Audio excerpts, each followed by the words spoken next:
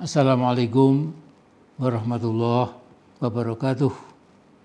Alhamdulillahirabbil alamin wassalatu wassalamu ala asyrafil anbiya'i wal mursalin wa ala alihi wa sahbihi ajma'in. Amma ba'd.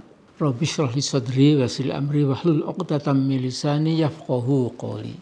Jadi judul video pendek ini adalah Jokowi atau Joko Widot harus segera dicekal. Nah, saudaraku, demonstrasi Indonesia darurat yang meledak di Jakarta hari Kamis 22 Agustus kemarin, saya yakin telah menggetarkan syaraf bangsa Indonesia. Durasi demo cukup lama, dari pagi sampai malam. Pesan formalnya cukup sederhana, melawan total kemauan busuk DPR yang ingin mementahkan putusan MK.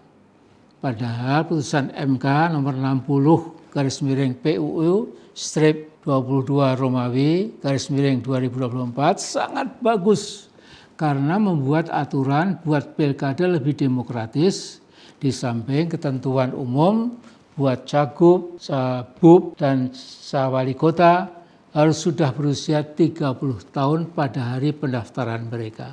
Nah, saya melihat demonstrasi besar-besaran itu sebagai ekspresi opini rakyat yang dijamin sepenuhnya oleh Undang-Undang Dasar dan oleh Undang-Undang juga telah meledak di Jakarta, Bandung, Semarang, dan Surabaya. Sesungguhnya bangsa Indonesia sudah rindu menyaksikan kapan ya para pemuda, mahasiswa, dan buruh menggalang kekuatan politik untuk menjewer rezim zalim dan tolol pimpinan Jokowi yang ternyata berujung akhir pada kebangkrutan negara kita. Nah, demo dahsyat yang terjadi di depan gedung DPR MPR Senayan benar-benar mengharukan, membanggakan, bahkan membahagiakan rakyat Indonesia. Sekalipun Joko Widodo sudah menebang pilar-pilar demokrasi, mengacak-acak konstitusi, dan dengan arogansinya atau kejumawaannya telah berperilaku seperti gangster penghancur kehidupan moral, politik, ekonomi, dan moral bangsa, tetapi bangsa Indonesia itu masih cukup sehat, cerdas, dan berani untuk bersama-sama merobohkan Jokowi dan para bolodupanya, para penjilat yang hidup dari rezeki haram. Saudaraku, sebangsa tanah air yang saya cintai, bila melihat intensitas dan keseriusan rakyat kita untuk segera merobohkan rezim yang telah melahirkan barisan buto cakil dan telah menggadaikan masa depan bangsa kita ke asing, tegasnya ke kelompok mafia Taipan Cukong, maka kita semua harus bersyukur bahwa kehancuran Jokowi dan keluarganya insya Allah tinggal sebentar lagi. Jokowi telah menjadi musuh besar nomor 1 buat bangsa Indonesia. Mungkin saja Jokowi yang makin bingung dan gelap mata dan tuli telinganya sedang menyiapkan strategi kehancuran Indonesia. Seorang yang berwatak durjana bisa merencanakan politik bumi hangus Indonesia. Kita semua harus waspada dan hati-hati menghadapi teman kita Joko Widodo ini ya. Nah, saya mengusulkan supaya Jokowi dan anak-anak serta menantunya segera dicekal. Maksud saya dicekal, dicegah untuk lari ke luar negeri karena mereka mungkin akan mengamankan dirinya dari amukan sosial politik rakyat Indonesia.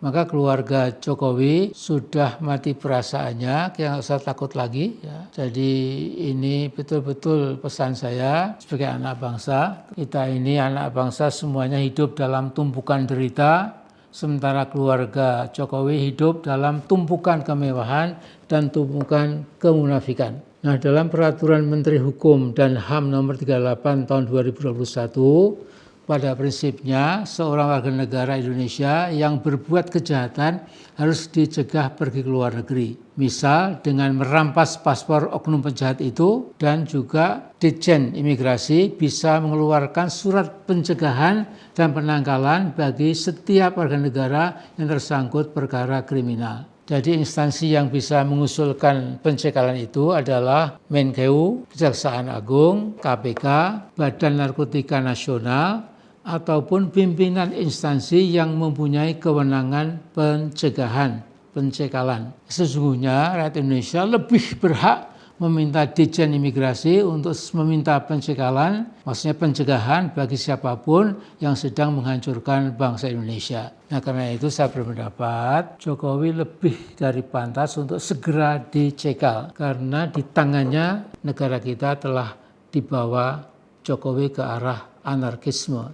Jadi untuk menghentikan ini, saya mengimbau supaya tidak usah tunggu waktu terlalu lama, Jokowi dicekal karena kita bisa mengantisipasi kalau dia merasa tidak aman di negerinya sendiri, dia akan bisa lari mencari suaka di mana lagi kalau bukan di Republik Rakyat Tiongkok, Republik Rakyat Cina. Jadi ini imbauan saya, ya, saudaraku, insya Allah perjuangan menerangkan kebenaran, keadilan akan dibantu oleh Allah SWT yang Maha Esa Maha Kuasa. Kita nggak usah ragu-ragu, apalagi bimbang dan lain-lain.